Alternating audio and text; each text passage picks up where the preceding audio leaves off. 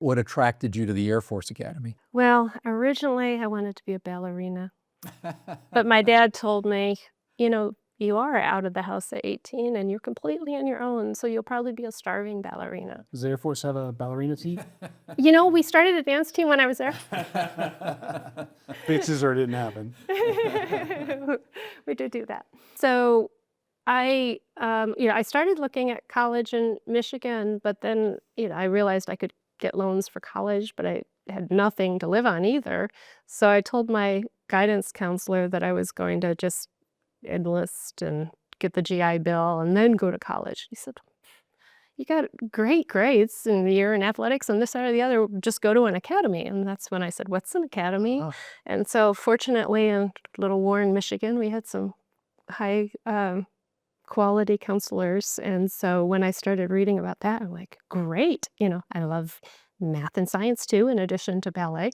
And leadership sounded great and the opportunities that they had. And so I am so thankful that that's how I started out.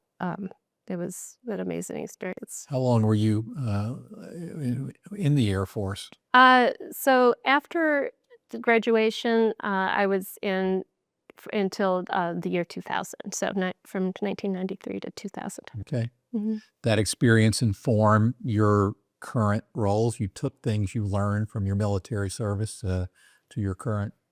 Yeah, yeah. I mean, I'd even start basic cadet training. I like to listen to leaders talk about leadership, and so they give you a little book contrails, and you have to memorize all the quotes. And so there's um, a, a quote from Major General Schofield to West Point in 1879, and it's the longest quote that you had to memorize. So you'd always have upperclassmen getting in your face, yelling at you, just making you nail that quote, and trying to get you to go faster. But the funny thing is, the quote itself is, the discipline which makes soldiers reliable in battle is not to be gained by harsh or tyrannical treatment.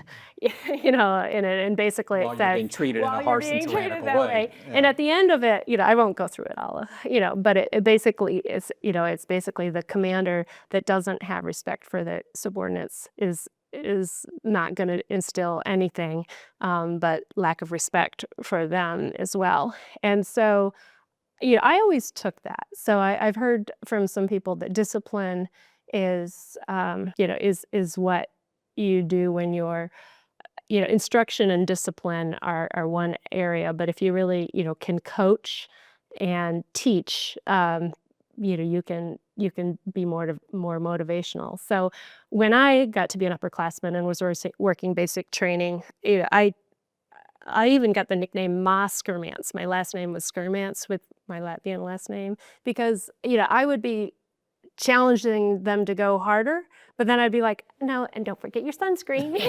I didn't want them all burnt and whiny later, And so, I think I've always taken there is an approach and there's a way to do this leadership that looks like everybody else, but I'm gonna do what feels kind of best here, and so, I just spend a lot of time kind of, and I shouldn't bin people because people evolve over time. But, I'm just seeing what you like and what you want to replicate and what you don't.